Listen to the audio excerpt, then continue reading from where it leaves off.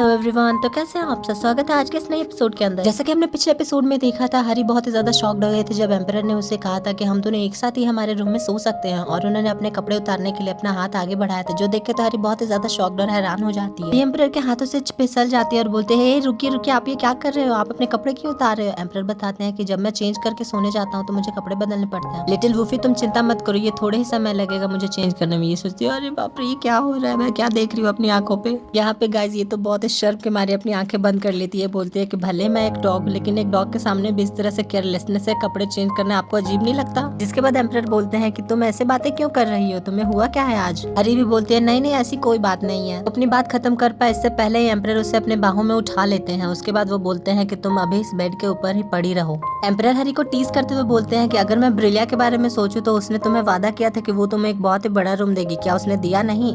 हरी भी कहते हैं सिग्मा गर्ल बोलते हुए बनती है, ऐसी बात नहीं है कि उन्होंने मुझे रूम नहीं दिया, मुझे रूम दिया गया था, लेकिन मुझे वो रूम खास पसंद नहीं आया, इसलिए मैंने उसे रिजेक्ट कर दिया रूम को। जिसके बाद एम्परर बड़े प्यार से उसे चादर उड़ाते हुए बोलते हैं कि अगर ऐसी बात है तो क्यों ना अब से तुम मेरे ही रूम में रहो हमेशा के लिए। इतना बस सुनती है हरी और कहते हैं, क्या योर मैजेस्टी, क्या ये आपके लिए अनकंफर्टेबल नहीं होगा। आपको अपनी पर्सनल लाइफ को थोड़ा सा स्पेस देना चाहिए, और साथ सोना ही कितना ज्यादा एम्बैरेसिंग लगेगा। क्या आपको उस रूल के बारे में नहीं पता कि लड़का और लड़की जब 7 साल से ऊपर के हो जाते हैं तो वो एक साथ नहीं सो सकते। एम्परर कहते हैं, किस रूल के बारे में तुम बात कर रही हो, तुम क्या बक रही हो। इसका दिमाग काम करना बंद कर देता है और वो बोलती है, क्या ये नहीं पता, कितनी ज्यादा शर्मनाक दुनिया है ये अभी भी बहुत ज्यादा शॉक थी। तभी एम्परर बोलते हैं कि मुझे नहीं पता कि तुम्हें थोड़ी देर पहले क्या हो गया था, लेकिन लिटिल पपी, जब मैं तुम्हारे साथ रहता हूँ तो मुझे बहुत ही ज्यादा अच्छा लगता है। इतना ही नहीं, ऐसे साथ रहने की वजह से हम एक दूसरे के साथ और भी ज्यादा टाइम स्पेंड कर पाएंगे। पहले ऐसी परिस्थितियां आई थी जब मैं तुम्हें विजिट नहीं कर पाया था, लेकिन अगर हम लोग एक बेडरूम ही शेयर करेंगे तो ऐसी स्थितियां नहीं बनेंगी। हरी भी ये बातें सुन के कहीं खो सी जाती है और वो बोलते हैं, योर मैजेस्टी। इसके बाद एम्परर कंटिन्यू करते हुए बोलते हैं कि अगर तुम मेरी आंखों के सामने रहोगी तो ये बहुत ही ज्यादा अच्छा होगा, मैं तुम्हें प्रोटेक्ट भी कर पाऊंगा। मैं नहीं चाहता कि तुम कभी भी हर्ट हो। हरी भी कहने लगती है कि जब भी आप इस तरह से कहते हो तो मेरे पास कोई रीजन नहीं बचता आपको रिफ्यूज करने का। वो बहुत ही ज्यादा शर्माना शुरू कर देती है और बोलती है कि ठीक है, मैं रेडी हूँ। जिसके बाद वो बहुत ही ज्यादा शर्माने लगती है और चादर में अपना मुंह छिपा लेती है। जिसके बाद वो बोलती है कि योर मैजेस्टी, आप पहले सोने जाइए। यहाँ एम्परर बोलते हैं कि लिटिल डॉग, पहले तुम सो, भी मुझे कुछ काम करना है। जिसके बाद हरी उनसे पूछने लगती है, योर मैजेस्टी, क्या आपके दिमाग में अभी कुछ चल रहा है। एम्परर भी बोलते हैं और कहते हैं कि मैं भी इसके बारे में बहुत अभी सोच रहा था। इन हाल ही के कुछ दिनों में जो मिनिस्टर्स हैं उनका जो रेजिस्टेंस है वो मेरे खिलाफ बढ़ चुका है। इतना ही नहीं, मैं उनके गप को भी सुन रहा था, और जब भी मैं कोई फैसला लेता हूँ तो वो उसे हमेशा अपोज करते हैं। हरी से एडवाइस लेते हैं कि मुझे क्या करना चाहिए जब मैंने किसी पे विश्वास किया था और उसने अब मुझे धोखा दिया है। ऐसे लोगों के साथ क्या करना चाहिए जिसने एक ऐसा क्राइम किया है जो माफी के काबिल नहीं है। क्या मुझे इसे अनदेखा कर देना चाहिए या इसके ऊपर एक्शन लेके इन्हें पनिश करना चाहिए। हरी भी एम्परर का चेहरा देखते हुए बोलते हैं कि अगर एम्परर खुद इतने ज्यादा परेशान है तो जरूर उन्होंने बहुत बड़ा क्राइम किया होगा। जरा देखो तो मेरे बेचारे एम्परर के चेहरे पे कितनी ज्यादा चिंता की रेखाएं नजर आ रही है। उन्हें तो उन मिनिस्टर्स के ऊपर गुस्सा भी आने लगता है। वो बोलती है कि बेवकूफ कहीं के एम्परर, आप उन्हें पूरा का पूरा नस्तो नाबूद यानी खत्म कर दीजिए। बहुत ही ज्यादा डरावने लुक में बोलते हैं कि उन सबको तो जेल में डाल देना चाहिए या तो फिर उन्हें तड़पा तड़पा कर मार देना चाहिए। एम्परर भी अपनी प्यारी वूफी का इस तरह का एक नया सा कैरेक्टर देख के बहुत ही ज्यादा हंसना शुरू कर देते हुए बोलते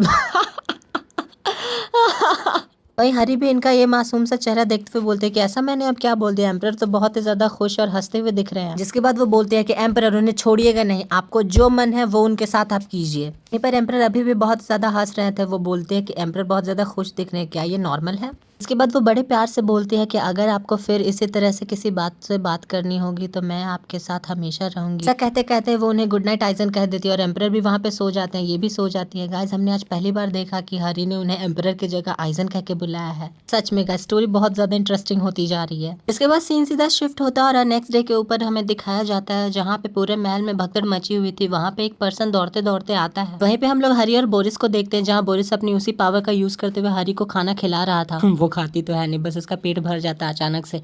वो बोलता है कि ठीक है, अब मैं जाता हूँ यहाँ से। जाते जाते ये बता के जाता है कि लगता है हिज मैजेस्टी ने कुछ मिनिस्टर्स के साथ साथ काउंट डालियो जो है उसका भी सर कलम करने का आदेश दे दिया है। सर कलम करने की बात सुन के तो हरी बहुत ही ज्यादा टेंशन में आ जाती है और बहुत ज्यादा डर जाती है। उसे इमेजिन करने लगती है वो जो एग्जीक्यूशन के लिए यूज किया जाता है। लेकिन जिसके बाद ही उसे याद आ जाता है कि उसने रात को बहुत सारी चीजें ऐसी बोल दी थी जो आज एम्परर कर रहे हैं। जिसके बाद वो सोचने लगती कि क्या जेना सही कह रही थी कि एम्परर किसी को भी टपका देंगे अगर जो उन्हें अच्छा नहीं लगता। इसके बाद अबील बोलता है कि ठीक है, मैं अब यहाँ से जाता हूँ, मेरा काम यहीं पे खत्म होता है आज का।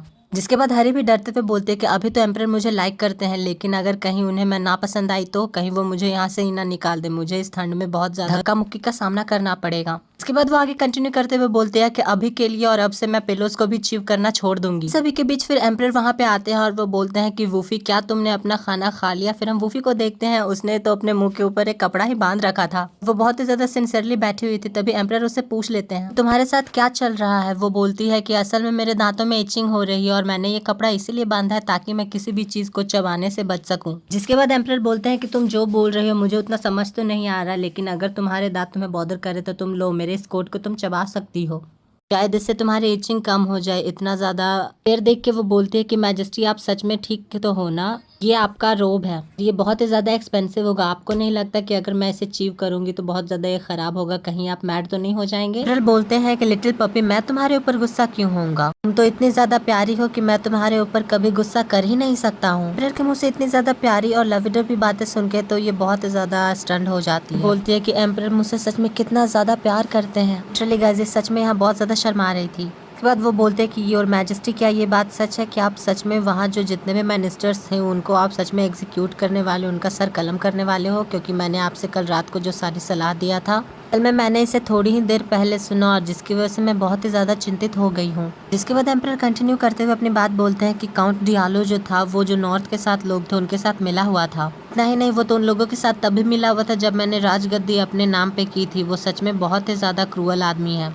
कल रात को तुम्हारी बातें सुनने के बाद मुझे लगा कि मुझे ओरिजिनल पनिशमेंट की तरफ ही बढ़ना चाहिए। उसके साथ वही हुआ है जो उसके साथ होना चाहिए था, इसी के लायक था वो बंदा, तुम खुद परेशान मत हो। लेकिन हरी का ध्यान तो सिर्फ एम्परर के चेहरे के ऊपर ही था। वो बोलती है कि कितने अच्छी तरह से एम्परर किसी भी बात को प्रेजेंट करते हैं। हमारे मैजिस्ट्रेट सिर्फ अच्छे शासक ही नहीं बल्कि बहुत ज्यादा टैलेंटेड भी हैं। इसके बाद एम्परर और हरी एक दूसरे से बातें करना शुरू कर देते हैं, लेकिन तभी वहाँ रंग में भंग डालने के लिए दरवाजा ओपन होता है और वहाँ से एक जोरदार आवाज आती है, हरी मैं वापस आ चुकी हूँ। और ये आवाज खुद प्रिंसेस यानी हमारी हाइनेस प्रिंसेस ब्रिलिया की थी। वो बोल रही थी, ओह हो हरी, मैं आ गई। प्रिंसेस को देखते ही हरी उनकी तरफ दौड़ने लगती है और बोलती है कि प्रिंसेस ब्रिलिया, एकेडमी का वक्त कैसा गुजरा? इसके बाद प्रिंसेस बताते हैं कि ये बहुत ही अच्छा वक्त था, लेकिन मैंने तुम्हें बहुत मिस किया, इसलिए जैसे ही ये क्लास खत्म हुई मैं वहाँ से वापस आ गई। हरी भी हंसते हुए बोलती है कि जी मैंने भी आपको बहुत मिस किया। प्रिंसेस एम्परर को हाय हेलो कहती है, जिसके बाद वो पूछती है कि आइजन यहाँ पे ये कपड़ा क्या कर रहा है?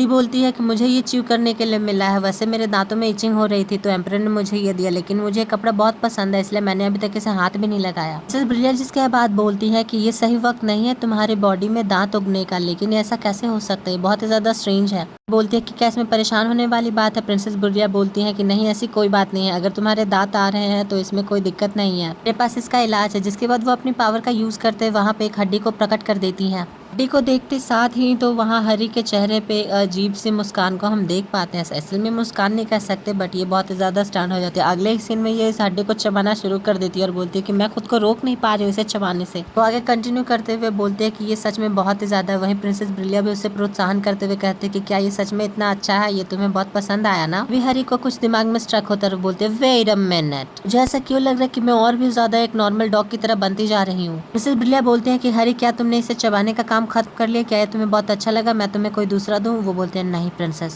के बाद वो हरी को ऑफर करती हैं कि क्यों ना हम लोग बाहर राज्य में घूम कर आए, आज तो बहुत ही अच्छा दिन किए हुए हैं। हरी भी अपने क्यूट अंदाज में बोलते हैं कि एक ट्रिप सच में सुनने में बहुत अच्छा लग रहा है, लेकिन अबील ने बताया था कि महल के बाहर ओमेन घूमते हैं यानी कि मॉन्स्टर्स। मिसेस ब्रिलिया बोलती है कि तो तुम्हें उन ओमेन से डरने की क्या बात है, तुम्हारे साथ कॉन्टिनेंट की एक बहुत ही ज्यादा पावरफुल मेज है, इसका काम ही है इन सारे ओमेन से लड़ना। हरी बोलती है कि लेकिन मुझे नहीं लगता कि हिज मैजेस्टी इसके लिए अलाउ करेंगे। फिर प्रिंसेस ब्रिलिया बोलती है कि आइजन लोग महल से ज्यादा दूर नहीं जाएंगे और मैं हरी को प्रोटेक्ट करूंगी। जिसके बाद हरी भी बोलते हैं कि हाँ हाँ ये सही कह रहे हैं, मैं प्रिंसेस ब्रिलिया के पीछे ही रहूंगी। वो दोनों एम्परर से बहुत ही क्यूट अंदाज में बोलते हैं प्लीज। अब एम्परर वहाँ पे क्या बोले और क्या ना बोले, वो तो बहुत ही बड़ी मुसीबत में फंस जाती है। वो बोलते हैं कि ठीक है तुम लोग जा सकते हो, लेकिन टाइम से वापस आ जाना और तुम लोग सेफ रहना। प्रिंसेस ब्रिलिया बोलती है कि ठीक है, बहुत ही जल्द महल वापस लौटाएंगे। एंड गाइस यहाँ पे हम देख पाते हैं कि हमारी जो वूफी कितनी ज्यादा प्यारी लग रही है। उसके बाद हम देख पाते हैं कि प्रिंसेस ब्रिलिया अपने सेलेस्टियल लेवल पावर का यूज करती हैं और वहाँ पे एक फॉर्मेशन को क्रिएट करते हैं, जिसकी वजह से वो लोग एक झटके में दूसरी जगह टेलीपोर्ट हो जाते हैं। बोलती है कि प्रिंसेस ब्रिलिया आप सच में बहुत ही ज्यादा अच्छी हो और मुझे मोशन सिकनेस हो रहा है। हरी कैसे हालत देखकर प्रिंसेस बोलते हैं कि ओ नो हरी तुम ठीक तो हो ना, मुझे नहीं पता तुम्हें मोशन सिकनेस है। तुम अब ठीक हो, अगली बार से मैं ये ध्यान रखूंगी कि मैं तुम्हें इस तरह से ना ला कर आऊँ। हमारी क्यूट सी हरी जब पीछे मुड़ती है तो बोलते हैं कि प्रिंसेस ब्रिलिया आपके कपड़े तो चेंज हो चुके हैं। प्रिंसेस भी बताते हैं कि वो क्या है ना कि मैं एक प्रिंसेस हूँ और मुझे ज्यादा अटेंशन यहाँ पे ड्रॉ नहीं करना चाहिए, मैंने ये मैजिक से क्रिएट किया। प्रिंसेस उससे पूछते हैं कि क्या अब हमें चलना चाहिए, वो बोलते हैं कि हाँ बिल्कुल चलिए प्रिंसेस। यहीं पे वो लोग एक टाउन में होते हैं और उस टाउन के चहल पहल को हम लोग देख पाते हैं, लोग वहाँ पे बहुत तरह तरह के सामान खरीदते। बोलती है कि तो ये बाहर से इस तरह से दिखता है, प्रिंसेस ब्रिलिया हमें सबसे पहले क्या करना चाहिए यहाँ पे। उसकी नजर एक मीट के टुकड़े पे जाती है, वो बोलते कि वाह प्रिंसेस ये कितना ज्यादा अच्छा लग रहा है। प्रिंसेस बोलते कि तुम ये नहीं खा सकती। ये सुन के साथ ही तो उसका मूड ही पूरा का पूरा ऑफ हो जाता है। प्रिंसेस ब्रिलिया उसे बोलते हैं कि क्यों ना हम लोग सबसे पहले फ्लावर शॉप पे चले, वहाँ पे सच में बहुत सारी चीजें होंगी करने के लिए। ऐसे ही फिर हम लोगों को पूरे टाउन का एक बड़ा सा व्यू दिखाया जाता है जो की काफी ज्यादा शानदार लग रहा था। फिर हम लोग प्रिंसेस और हरी को देखते हैं, जहाँ पे प्रिंसेस बोल रही थी कि कितना मजा आया ना। हरी बोलते कि हाँ सच में बहुत मजा आया, अब हम लोग को आगे क्या करना है।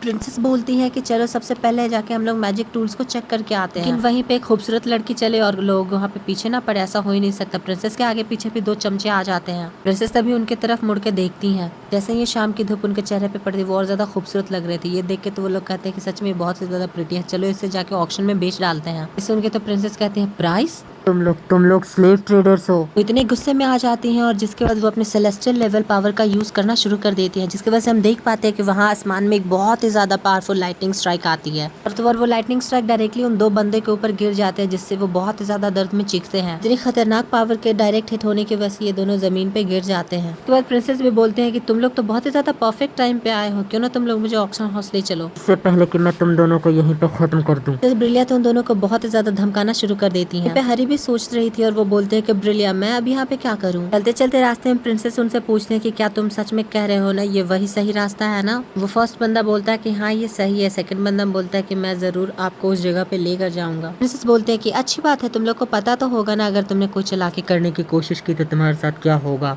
जिसके बाद वो वापस से अपने हाथों में उस थंडर लाइटनिंग को समन करते हैं, जिसे देख के तो दोनों बहुत ही ज्यादा डर जाते हैं। दोनों कहते हैं कि मुझे पता है रास्ते के बारे में, आप इस तरह से आइए। प्रिंसेस बोलते हैं कि हरी मुझे माफ करना, हम लोगों को आज ये सब देखना पड़ रहा है। असल में जो ये स्लेवरी है ये हमारे कॉन्टिनेंट में पहले ही बंद कर दी गई थी, खासकर हमारी कंट्री में इसे अबॉलिश कर दिया गया था। ऐसा लगता है कि हमें जाके उस ऑक्शन पार्टिसिपेंट्स के सारे लोगों को कैप्चर करना होगा। हरी भी बोलती है कि कोई बात नहीं प्रिंसेस, मैं आपकी सिचुएशन और कंडीशन समझ सकती हूँ। जिसके बाद ये पूरा सीन चेंज हो जाता है। हम लोगों को ऑक्शन हाउस का सीन दिखाया जाता है जो कि काफी ज्यादा ग्लैमरस और चमकीला लग रहा था। वहाँ पे बहुत ज्यादा अमीर और ऊंचे दर्जे के लोग आए हुए थे। प्रिंसेस यहाँ पे देखकर शॉक्ड होते हैं कि वहाँ पे जो असल में जिन लोगों को बेचा जा रहा था वो बहुत ही ज्यादा छोटे और कम उम्र के लोग थे। लेकिन वहाँ उस ऑक्शन में आए जितने भी बड़े लोग हैं उन लोगों को तो बस ये एक मजे का खेल लग रहा था। वो लोग और ज्यादा चीख और चिल्लाकर बोलते हैं कि इसे बेचो इसे बेचो।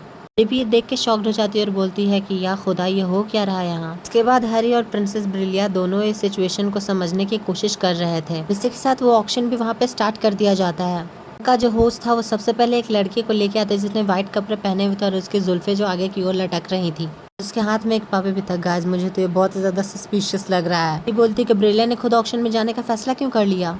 वहाँ एक बंदा बोलता है कि ये जो है ये एक टॉप टायर का प्रोडक्ट है। यहाँ पे सारे लोग बोलते हैं कि टॉप टायर का प्रोडक्ट, इसका क्या मतलब है। यहाँ पे एक आदमी बोलता है कि तुम इसे टॉप टायर का कैसे कर सकते हो जब इसका चेहरा ढका हुआ है। वहीं पे एक आदमी बोलता है कि तुम अपना चेहरा उठाओ ऊपर। ब्रिलिया भी सोचते हैं कि अब वक्त आ गया सबको तबाह करने का। जिसके बाद वो चेहरा उठाते हुए बोलते हैं कि सारे लोग क्या तुम लोग ऑक्शन को एंजॉय कर रहे हो। जिसके बाद वो अपने सेलेस्टियल लेवल पावर का यूज करते हुए फिर से उस लाइटनिंग को समन कर लेती है। तभी उनमें से एक बंदा कहता है कि ये चेहरा तो बहुत ही ज्यादा जाना पहचाना आ लग रहा है। इसी के साथ आज का ये एपिसोड यहीं पे एंड होता है। हम मिलते हैं आपसे जल्दी नेक्स्ट एपिसोड में, तब तक के लिए बाय बाय, टेक केयर।